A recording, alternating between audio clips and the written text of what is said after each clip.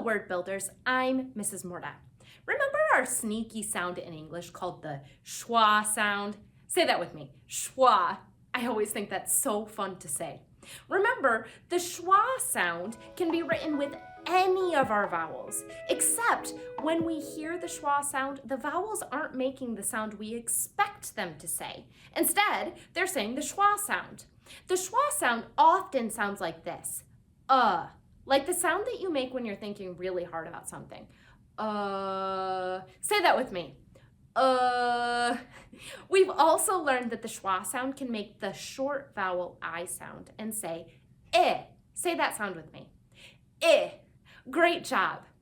Today, we are going to make sure that we can read words using the schwa sound because we'll see the schwa sound all over the place, especially when we're reading words that are more than one syllable. Our goal for today is to be able to read a base word and see how that word changes when we add word parts to the end of the base word. We'll also be on the lookout for the schwa sound popping up in some of these words as we change the word ending to our base word. Now you might be asking yourself, what is a base word? I'm so glad that you asked. A base word is a word that is complete all by itself. When you say it alone, it makes sense and it has meaning. We can change base words by adding prefixes, a word part, to the beginning of a word, or by adding suffixes, a word part to the end of the word.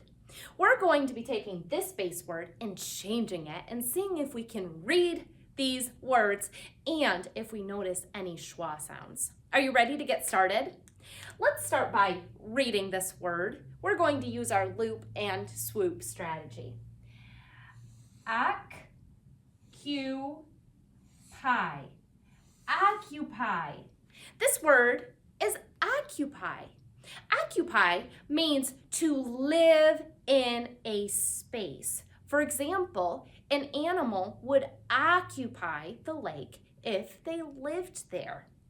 Now, we're going to take the base word occupy and we're going to change it. One way that I know that we can change words is by taking an S and adding it to the end. We can change a lot of words that way. Occupy would become occupies. Let me write that. I know how that's spelled. We write the base word, occupy. Did you notice a change as I was writing the base word? And then our ending. Here we go. Occupies. Now, when we write occupies and we add an ending of ES, did you see how the I changed from a Y? You'll notice that in a lot of words when we're adding S's to the end, especially if the word ends with a Y. Occupies is a verb. It means it's an action word. And this action word means to live in a space. For example, muskrat occupies the lake because muskrat lives in the lake. Let's see if we can make another word with our base word. I'm going to start with the base word again, and I'm going to change that Y to an I, and now I'm going to add a new ending. E-D. Let's read this word. Occupied. Occupied. Occupied is a word that means to live in a space. Does that sound similar? It comes from the base word, so its meaning is very similar. Occupied is also a verb, but it's a verb that shows that an action has already happened. It's a past tense verb. For example, I could say, muskrat occupied the lake. Now, occupied is a very interesting word where it can also be an adjective.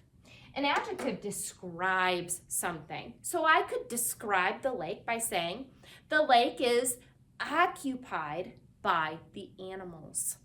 I bet we can make another word using our base word occupy. Let's do this.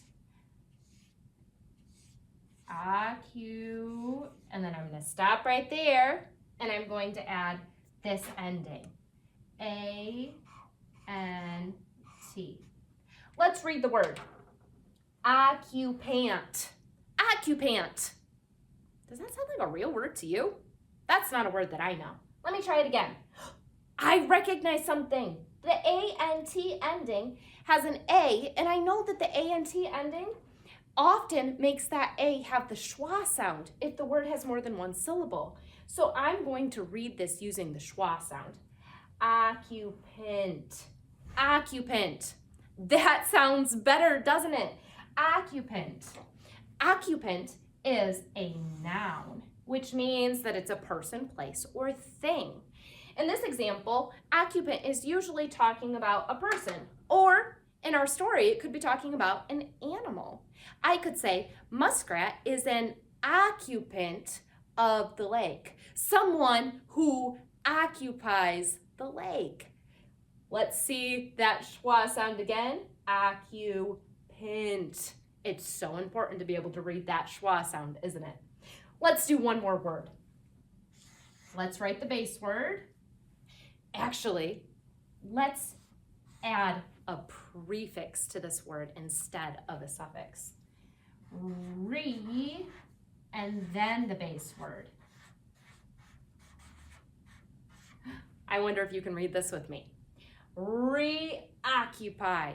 Reoccupy. Re means again, so reoccupy means to occupy again. So interesting how the prefix went at the beginning and changed the word meaning.